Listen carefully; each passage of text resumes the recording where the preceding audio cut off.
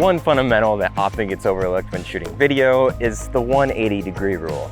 This is an old principle that goes all the way back to the beginning of motion pictures, but what it basically says is that your shutter speed needs to be double your frame rate. So for example, I'm shooting this video at 24 frames per second and my shutter speed is 1/50, which is as close as I can get to 1/48.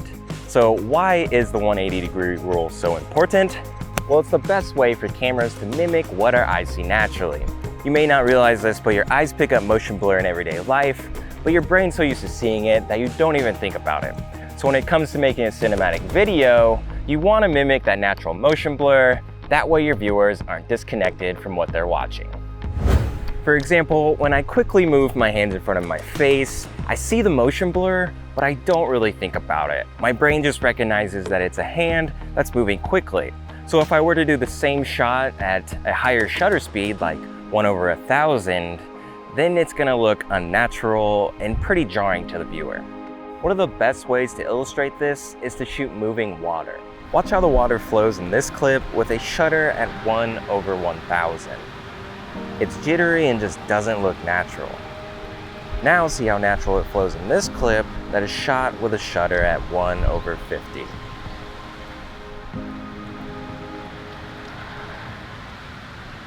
So now you're probably thinking, okay, duh, I get it. It's not that hard. Shutter speed, double my frame rate.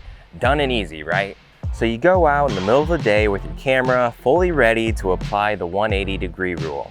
You set your camera to 24 frames per second and your shutter to 1/50, but your image is blown out because your shutter speed is so low. The only thing you can do is crank your aperture up to like f22, but that gets rid of that sexy depth of field that makes your subject stand out. So how the hell do you get that cinematic look? It's simple, a neutral density filter.